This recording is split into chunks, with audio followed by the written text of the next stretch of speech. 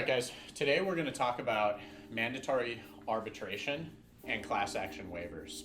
So, in previous videos, we have discussed the importance of preserving your rights and also some strategies that defendants use in order to attack consumer cases, which otherwise are very straightforward violations of the law. Okay, and just kind of recapping some of that stuff, we have a video that discusses how defendants will attempt to defeat cases by saying no damages exist and therefore there's no jurisdiction of the courts to hear it. This issue of arbitration also deals with jurisdiction, okay? So typically what will happen is somebody will suffer a violation of the law and they will attempt to enforce their rights in state court or federal court, right? And time again, when you're dealing with the first party, the party with whom you actually had the contract, they will invoke arbitration. Now, first of all, we've kind of got to do a little bit of background when we're talking about who might be able to do this. So typically, you don't have, what arbitration requires is an agreement to exist with somebody. So you have an agreement with your credit card company. They'll loan you money and you agree to repay that money under certain terms, right? You have an agreement with your bank. They hold your funds in trust and custody and care, and in exchange, you agree to not overdraw your bank account, right? You also have an agreement with certain service providers, so people who might provided a particular service for you, such as the pest control company, or potentially like a roofer, or a repair person of some type. These people could end up posting on a credit report if those obligations were not fulfilled. But the point being, you have an agreement with that individual or that company or whatever the situation is. You're actually bargaining with that person. Okay, so people with whom somebody bargains can, in theory, agree to arbitration. So you can agree between two parties to say, hey, look, we're not going to utilize the court system.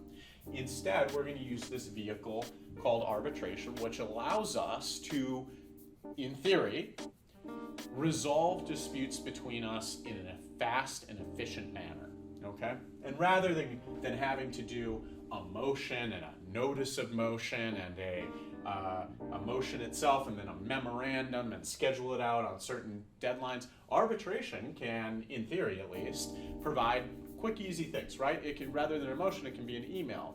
We think our situation is like this, and the arbitrator may accept that email as just simple, a simple articulation of your particular problem, and the other side can submit an email, and it's faster, it's quicker, it's more efficient. And that's arbitration in its best form, where two equally situated parties agree to resolve their dispute in a more efficient manner. Nothing wrong with that, right? The problem that we see as consumer attorneys is when one side forces arbitration. So you have unequal bargaining power, okay? They say, look, in order for you to open a bank account, you need to agree to arbitration.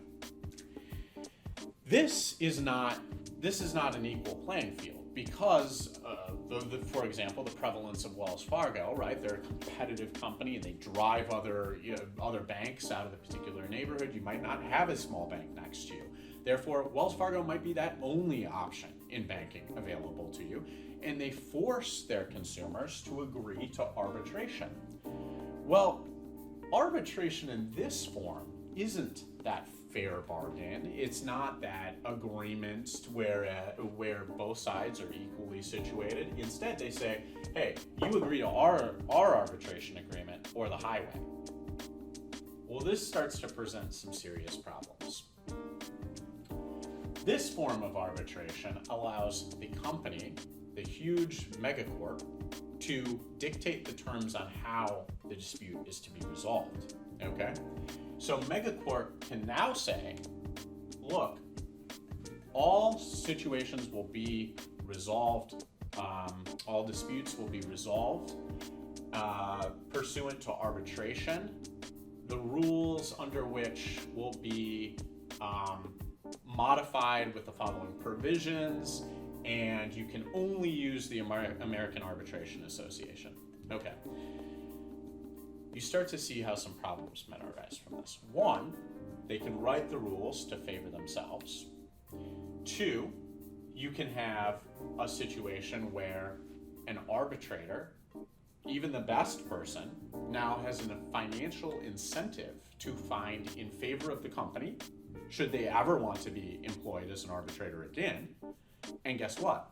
If Wells Fargo has said, we're going to use the American Arbitration Association, and there's only 10 or 15 arbitrators available in your area, and that arbitrator hands down a poor decision to Wells Fargo, well, Wells Fargo in the future isn't going to allow that arbitrator to be selected.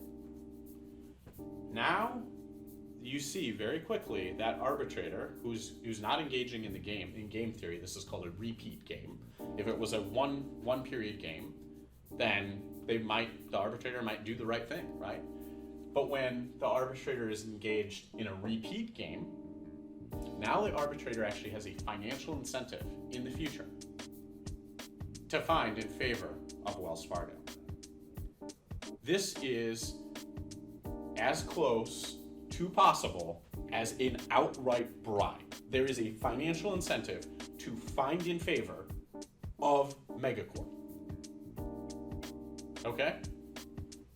I will call it what it is. It is a bribe. Okay? The Supreme Court has said this is perfectly okay. Through a series of actions beginning kind of in the mid-'80s, but prior to the mid-'80s, the Federal Arbitration Act was established in the early 20th century. And specifically what the Federal Arbitration Act says is that two parties can agree in a contract to resolve their disputes via arbitration.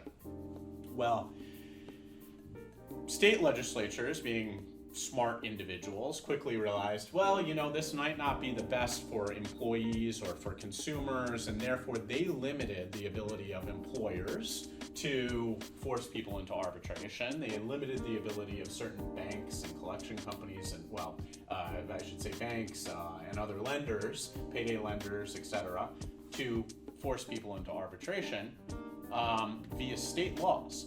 But through an expansion of federal law, starting in the early 80s roughly, we saw business interests together with the American Bar Association. I will call out the lawyers for what they did. As a lawyer, I will call them out. The American Bar Association in assisting these corporations to start removing the right for people to go to court.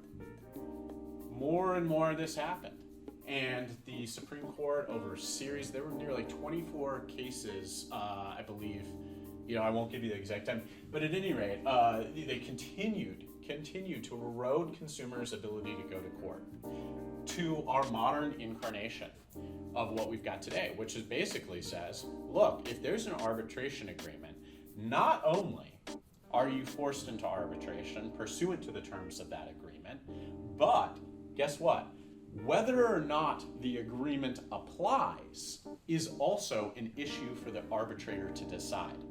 So we can't even make a preliminary decision, should this arbitration clause apply or not, in federal court or state court, in court generally. That is all up to the arbitrator. So basically, if you agree to arbitration, you are playing by the company's rules. You are subject to limitations that the company establishes in their contracts. And we'll go into some of the issues. But I want to give an example from a recent case. Okay. We had a recent case. I had a client who suffered a sexual assault, and that sexual assault took place by an employee of a company called Public Storage.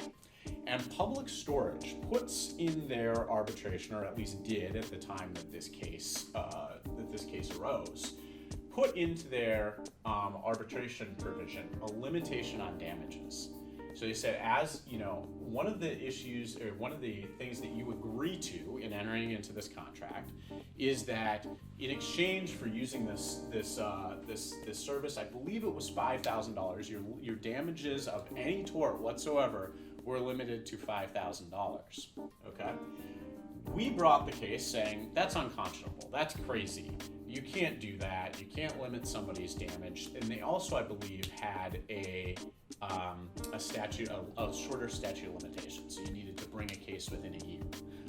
So the maximum damages you could get. So you could picture the situation where, an employee is drunk and drives their car into a family minivan, which explodes into flames. And according to Public Storage, that case would need to be arbitrated and could not be, or would be the maximum damages that could be awarded under that would be $5,000.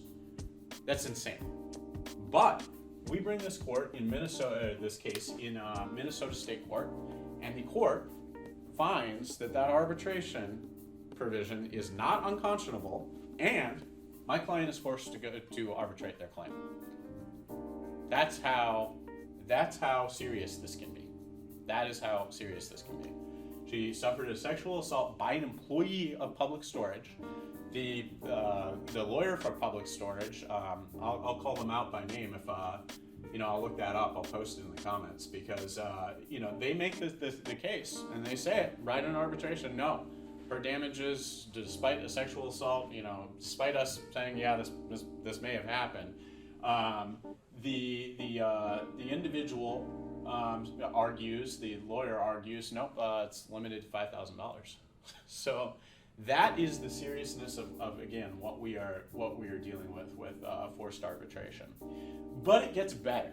Okay, it gets even better than this, and I say that in the most sarcastic way because not only has the Supreme Court held that arbitration applies even in unequal bargaining positions, such as a consumer bargaining against a bank or a credit card company, a desperate individual looking for funding. Not only does arbitration apply, but class action waivers also apply. So, in that same bargain, what the Supreme Court has said in the case, it was AT&T versus Concepcion. Actually, I have it here. So, what the Supreme Court said in that case is that the company can also insert into their agreement something called a class action waiver that says you're waiving your rights as a prerequisite to doing business with us. Excuse me. As a prerequisite to doing business, whether a condition of doing business with us, you are also waiving your right to bring a class action, to be a member of a class. So that means anybody who's I believe American Express has a class action waiver in their contracts. Anybody who is a American Express card holder cannot be a member of a class action against American Express. So American Express, in theory, could steal 5 cents from you, 5 cents from every single person, and guess what? Nobody's going to bring that case. Nobody's going to bring that case. Are you going to spend $20,000 in attorney's fees to recover 5 cents? No. This gives them a free pass. Lest anybody think that American law is somehow an even playing field and you can get your day in court, have that notion deleted from your mind right now. American law does not provide you that right. It does not provide you the right to a jury trial. And this has been a systematic attack on consumer rights by businesses and, quite frankly, assisted by the American Bar Association. It's been an attack on consumer rights in this country and people's ability to resolve their disputes in a court of law, something our founding fathers, this is the 3 legs of the governmental stool, right? I mean, so you've got the judiciary, right? You've got the legislature, and you've got the executive branch. And the judiciary is, we can't emphasize the importance of this very American concept of everybody's entitlement to their day in court. And that simply does not exist in the civil context and simply does not exist in the consumer context as of today. And quite frankly, I do not see a way of relief if American Express decides to start stealing 5 cents from you. There was this campaign, attack against lawyers. You know, I've ripped on lawyers now because, quite frankly, they did the damage of this. But I'll now tout the importance of class action lawyers and what they did for this country in terms of creating product safety, right? So that we don't have children killed by dangerous devices, so that we can generally function with some degree of certainty that we're going to be safe in our vehicles and safe in our homes. A lot of that was due to tort lawyers bringing cases and bringing product liability cases. Class actions lawyers were very, very important to making sure that big corps didn't steal 5 cents from people. And there was this idea, well, these lawyers, they get all the money from this class action. Well, quite frankly, I would gladly give my 5 cents to the lawyer who's assuring that they don't steal 5 cents from me next time, right? If that lawyer is going to enforce the law against American Express, making sure that American Express doesn't steal 5 cents from me. I don't see a problem in that. If there is an enterprising individual who wants to go out and find that case and litigate that case, yes, I benefit from that. I absolutely benefit from that, and they can gladly take my 5 cents. That is not the case anymore. But all is not lost. One important point to emphasize with both the class action waiver and arbitration is that it requires an agreement to be in place, okay? So, although we maybe have no rights against our our credit card company or our bank, and quite frankly, I call arbitration no rights because in my experience in arbitrating, you typically have retired judges, you have retired lawyers some of the time, you have otherwise, individuals who have represented companies for years working as arbitrators. There's not a huge, deep bench of consumer lawyers available out there. So, the vast majority is people that are, I would argue, adverse to consumers in many ways. And quite frankly, when a judge retires from the bench, they're typically older, right? They're older, and they're maybe not as sharp as they were at one point. So you have arbitrators who, quite frankly, a lot of the time are off in left field. These guys are not, my experience has been, there are not a ton of sharp cookies serving as arbitrators these days. It's very rare to find the attorney who's like, what I want to do is I want to, really be the arbiter of these fairly petty consumer disputes, and that's why I went to law school. And rather than actually being a judge, I want to do this. Not very common. Okay, you can imagine the weird duck that would like to do this. So these arbitrators are typically not, I've found, have not been particularly impressive. I found a lot of them to be really off in left field. I've seen senile arbitrators, I'll say that straight up. I have seen arbitrators who have no command of the underlying law, who have made massive mistakes, and quite frankly, the credentials necessary to be an arbitrator are basically non-existent. You need a one-day class which you can largely sleep through, which has no exam at the end of it. And quite frankly, I'm a registered neutral, and I can't remember if I have the arbitration. Yeah, that's literally where we're at. I literally can't remember because I think I was writing a memo while sitting in this class. I just said that on camera because I think this is a joke, and I took it because I think it's a joke, and that only confirmed it is that big of a joke. And the next thing I know, they gave me a certification. It's a joke. It's literally a joke. This is a massive problem for the American consumer. There are papers upon papers written about it, but it is a somewhat esoteric area of law in that Joe Schmo is not going to understand how bad this is until Joe Schmo actually has something happen to them. At that point, they'll realize how bad it is, but it's hard to get crowds riled up to say, hey, look, Congress, you need to change the American Arbitration Act because we really care about this.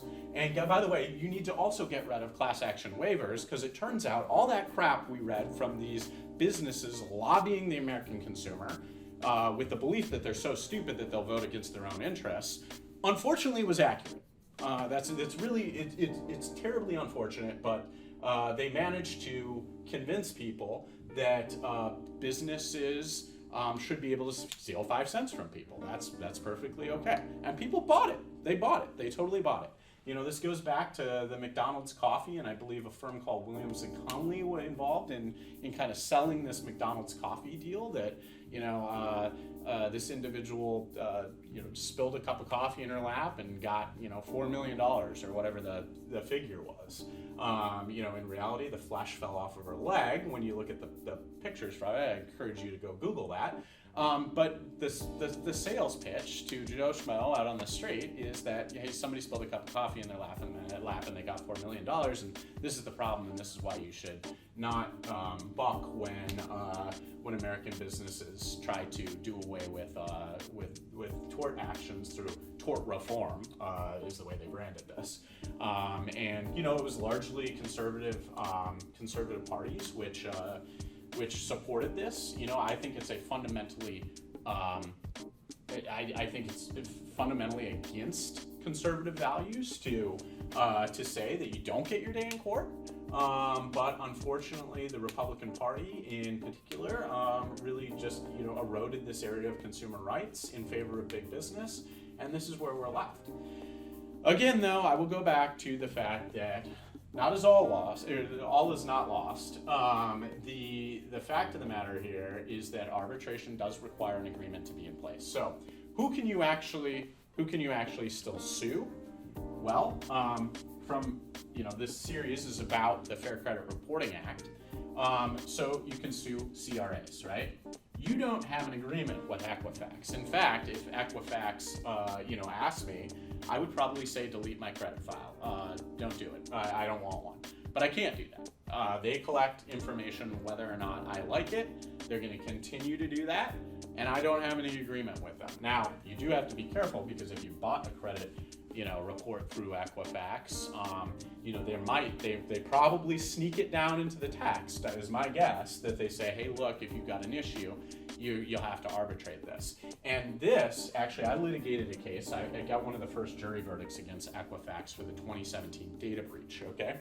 And I found in the terms for the free credit repair that they were offering, they buried an arbitration clause in there.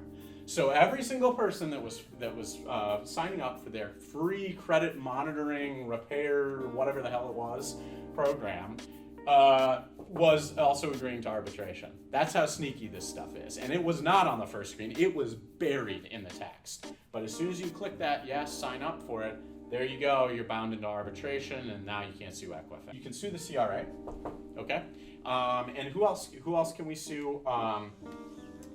We can certainly sue a party if identity theft occurred, right? So if identity theft occurred, you don't have an agreement with that furnisher of data. So some furnishers, right?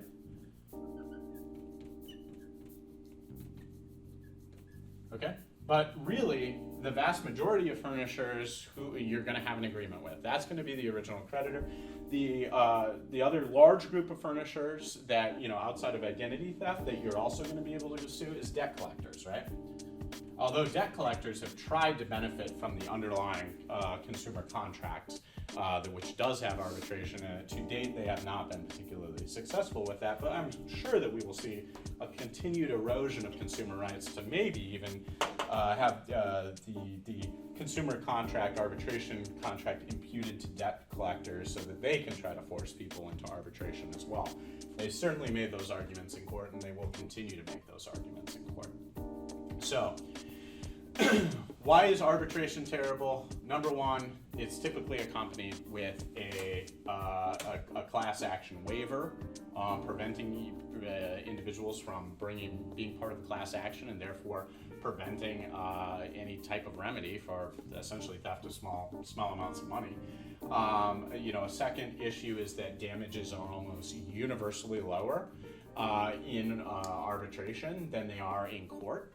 So the amount awarded at the end of the case is just substantially lower than you would ever see in court as an average. And then there's also just the chance of success. The chance of success is significantly diminished when in arbitration, and that's because of that repeat player game. Whereas these arbitrators have a financial incentive to continue ruling in favor of the corporation so that they are selected in the future to be an arbitrator by that corporation. So let's kind of just talk about some of the statistics that we see around arbitration. The CFPB did a study, I believe they started it in 2012. I'd have to look it up. But they said 53% of credit card agreements have arbitration provisions in them. 92% of prepaid credit card agreements have arbitration provisions in them. So you quickly see a little trend developing here. I'm going to skip down to here. It's 86% of student loans there, but I want to emphasize this one. 99% of payday loans have an arbitration agreement in them. This is interesting. 53% of credit cards, 92% of prepaid credit cards, 99% of payday loans. What's happening there? The poorer you get, the higher chance that you will be in arbitration. The poorer you get, the higher the chance you will be in arbitration. Down to payday loans where you are pretty much guaranteed to be in arbitration. Okay? This is a systematic attack on poor Americans, perpetrated by big business. It is a systematic attack on poor Americans assisted by the American Bar Association. And it's a travesty of justice. Whereas, essentially the poorer you get, the less chance you have of having a day in court. It's certainly an issue from an economic perspective, but I just cannot emphasize the poorer you get, the higher your chance of being here with a crazy old arbitrator who, quite frankly, passed out during their little arbitration class there, and the next thing you know, they're the person judging your rather complex statutory claim brought under federal law. That's the person you have doing it. I have litigated, I'm going to say hundreds of arbitrations. I think that's an accurate statement. I think it is in the hundreds. And what I've seen in arbitration is just a consistently lower product. It is a consistent misunderstanding of consumer law. It is a consistent misunderstanding of the law generally. It is quite frankly an embarrassing process. It is. It's an embarrassment for American law. And it is overwhelmingly slanted in favor of business. I get routine settlement communications that say, hey, look, there's an arbitration clause in play here. Your damages are not going to be what they would be in federal court. That is hilarious. I mean, the lawyer, the representative for the business is literally saying, we know for a fact, the mere fact, we don't even know who the arbitrator is going to be, but we know because this is an arbitration, you're not going to get a quarter of what you would get in federal court. That is, and they just say it outright. I mean, that is a negotiation tool. It's an arbitration. You should lower your demand significantly. And guess what? I respond to incentives. They're right. The person's not crazy. The attorney on the other side. The attorney on the other side is articulating a very good argument and a very logical argument. We are not going to get what we would get in federal court. I should lower the demand. or I should talk to my client and explain that to my client and ask my client if I can lower the demand.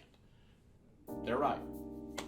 So if you want less money, if you want your rights trampled by large corporations, keep on supporting arbitration, because that's where you'll get.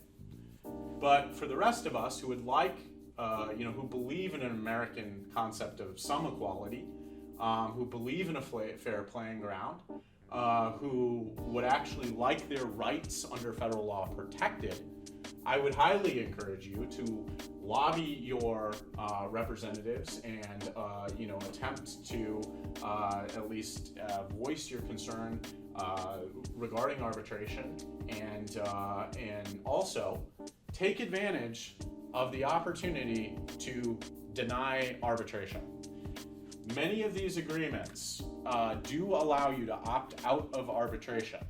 Now, it is buried in the text, and no normal human being, we have kids, we have jobs, nobody can read through their credit card statements all day and figure out the exact set of steps necessary to opt out of arbitration. But hey, if you've got one credit card and it's got an arbitration, or you're considering another one and you've got that time to do it, please God do it. Please God do it and opt out of arbitration, because you might need your rights someday. That's arbitration in a nutshell. That's class action waivers in a nutshell. This has been highly opinionated, and that's exactly what it should be. Because if I would challenge anybody to come and debate me on one of these issues. Big business, leave your comments down there. Tell me I'm wrong, and I'll quickly correct you. I will bring statistics. I will show you. I will bring real-world examples. So yeah, come tell me I'm wrong. But I don't think you're going to be able to. So that concludes our talk on arbitration. A little more riled up than usual, but it is a frustrating process, and stay true to your American values and say no to arbitration. Thanks.